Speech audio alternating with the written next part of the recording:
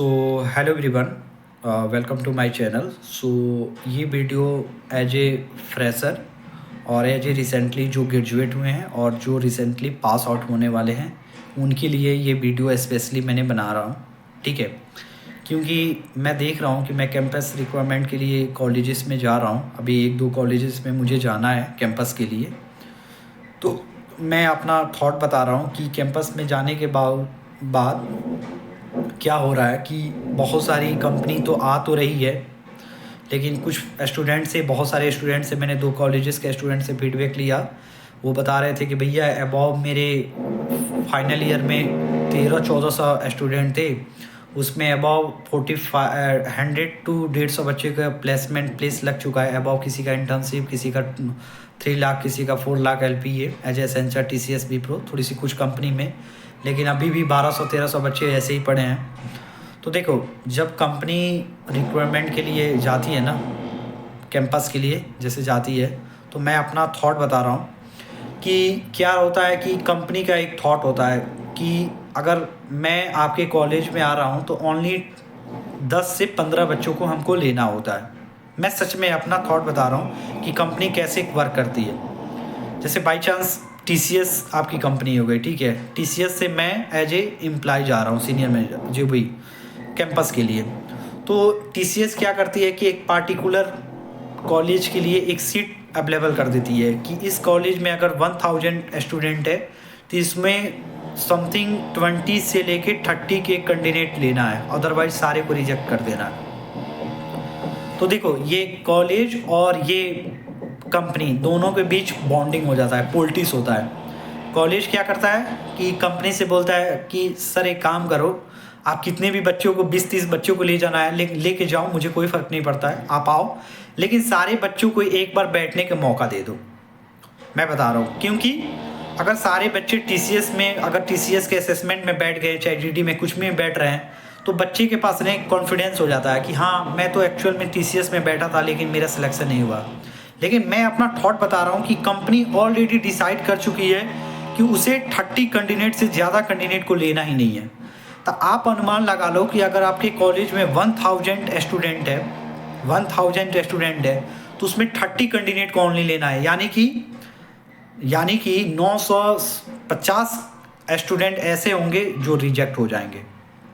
अब उसमें अनुमान लगाओगे कि 30 कैंडिडेट को कैसे कंपनी ये सेलेक्ट करेगी। तो भैया देखो, उसके लिए क्या करती है कंपनी, आपकी असेसमेंट टेस्ट अरेंज करती है। असेसमेंट टेस्ट में क्या होता है कि उसमें सिचुएशन के हिसाब से क्वेश्चन सेट किया जाता है। उसमें पहले ही टारगेट फिक्स किया जाता है कि ऐसे असेसमेंट होगा कि 50% से लेके 60% स्टूडेंट पास ना हो पाए असेसमेंट टेस्ट में। एक क्राइटेरिया 80% क्राइटेरिया कर दिया जाता है कि इतने % बच्चों को फेल कर देना है। तो वहाँ से 50 to 60% क्राइटेरिया से बच्चा स्टूडेंट जो है फेल हो जाएगा। बच्चा कितना, बच्चा स्टूडेंट 400 ओके। सो 400 को कैसे छांटना है, फिर क्राइटेरिया एक होती है GD में ये क्या डिसाइड करते हैं कि एक काम करो, सबको GD में लगभग 150 बच्चों को, 150 स्टूडेंट को यहाँ से रिजेक्ट कर दो। जैसे GD अरेंज होता है तो GD में 150 बच्चों को वो रिजेक्ट कर देता है। मैं अपना थॉट बता रहा हूँ कैंपस की जो मेरी रिक्वायरमेंट का होती है उसके अकॉर्डिंग। जैसे बच्चा कितना, 200 बच्चा 200 में टेक्निकल में वो क्या करते हैं कि टेक्निकल में जैसे इंटरव्यू लेंगे उसमें 100 बच्चों को रिजेक्ट कर देंगे, 100 बच्चा सेलेक्ट कर देंगे। सेलेक्ट करने के बाद जैसे HR राउंड लेंगे, HR राउंड में वो क्या करेंगे कि मिनिमम 40-50 बच्चों को सिलेक्ट कर लेंगे, 50-60 बच्चों को, और सबको रिजेक्ट कर देंगे। रिजेक्ट करने के बाद 50 का रेशियो आ गया। सोचो 1000 से 50 रेशियो पे आ गया। 50 रेशियो से क्या करते हैं कि वो क्या करते हैं, एक मैनेजर राउंड, चाहे ऑपरेशनल राउंड, चाहे कुछ भी राउंड एक अरेंज कर देते हैं, उसमें बच्चों को रिजेक्ट कर देते हैं ड्यू टू द कोई ना कोई स्पेसिफिक एक रीजन बता देते हैं कि आप में ये स्किल्स की कमी है, वो कमी है, कम्युनिकेशन स्किल बढ़िया नहीं है, तो आप ये लीडरशिप में अच्छे नहीं हो, कुछ भी करके वो रिजेक्ट कर देते हैं। बच्चा कितना, ओनली 30 कैंडिडेट का फाइनल लिस्ट सेलेक्ट कर देते हैं और TPO को दे देते हैं कि भैया ये TPO से कनेक्ट है। तो देखो, यहाँ से कॉलेज और कंपनी दोनों पॉलिटिक्स कर रही है। कॉलेज वालों को मालूम है कि एक्चुअल में कितने बच्चों को लेके जाना है उसको, लेकिन कॉलेज वाला क्या करता है कि आपको बैठा के जानबूझ के पूरी दिन बर्बाद कर देंगे कि भैया बैठे रहो, क्या पता हो जाए। 30 कैंडिडेट को लेके चला गया, वैसे ही कंपनी आती है ऐसे ही लेके जाती है। भाई तो एक बात बताओ, अगर आपके कॉलेज में, आपकी कॉलेज लोअर कॉलेज है, चाहे कोई कंपनी, ओनली 5 to 6 कंपनी आपके कॉलेज में आ रही है, आपके कॉलेज में ओवरऑल 600-700 स्टूडेंट है। भैया एक बात बताओ कि एक कंपनी अगर 20-20 स्टूडेंट को तो 100 को लेके चली गई, बाकी 400-500 एक कॉलेज से कहाँ जाए। ऐसे ऐसे इंजीनियरिंग कॉलेज इंडिया में लगभग बहुत सारे पड़े हुए हैं। बहुत सारे स्टूडेंट 20 लाख 10 लाख एक साल में इंजीनियर 15 लाख पास आउट होते हैं। 15 लाख में सबको जॉब नहीं मिलता, ओनली 2-3 लाख को जॉब मिलता है, बाकी 10 लाख 12 लाख ऐसे ही भटक रहे हैं।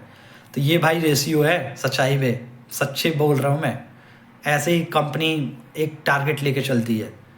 अच्छा आप सोचो, मैं बता रहा हूँ कि आप सोचो कि कॉग्निजेंट को ले लेते हैं। कॉग्निजेंट 2022 में आप सर्च करोगे डेटा तो कॉग्निजेंट के पास 4 लाख एम्प्लॉय था, लेकिन आज के डेट में कंपनी के पास करोगे तो 3 लाख एम्प्लॉय है उसके पास। 1 लाख एम्प्लॉय 3 साल में ख़त्म कर दिया। अब भाई तुम गवर्नमेंट को डेटा दिखा रहे हो कि हर साल 23, 24, 25, 26 4 साल बैच में मैं हर साल 20,000 बच्चों को हायर कर रहा हूँ। भाई तुम 4 साल में 20,000 बच्चों को हायर किए तो 1,20,000 हो गया ना, यानी कि तुम्हारा टोटल एम्प्लॉय 4,20,000 5 लाख पहुँच गया ना भाई। लेकिन तुम डेटा सर्च कर लो, गूगल पे सर्च करो, अभी मालूम चल जाएगा। डेटा देखोगे तो ओनली 3 लाख है।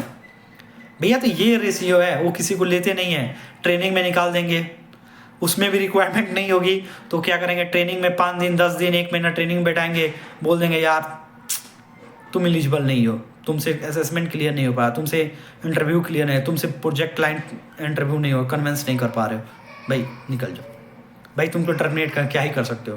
तो ये सिचुएशन है भाई। और लास्ट में ऐसे सिचुएशन कर देते हैं कि ओनली 1,000-2,000 को ऑनबोर्डिंग कर देंगे, बाकी सब कुछ छुटैया। अगर 10,000 5,000 भी हायर कर रहे हैं पूरा ओवरऑल इंडिया से तो सबको निकाल देते हैं, ओनली 3,000-4,000 एम्प्लॉय को रख लेंगे, बाकी सबको निकाल देंगे। तो भाई क्राइटेरिया होती है ये, इसे पॉलिटिक्स बोलते हैं, इसे पॉलिटिक्स बोलते हैं। गवर्नमेंट भी खुश, मीडिया वाली भी खुश, कॉलेज भी खुश, सब कोई खुश, भाई सामने वाला तुम भटको। तो ये सच्चाई होती है ब्रो। तो मैं अपना एक्सपीरियंस पर्सनली ऐसा शेयर किया। सो आई होप आपको ये अच्छा लगेगा। Thank you so much for watching this video bro, thank you.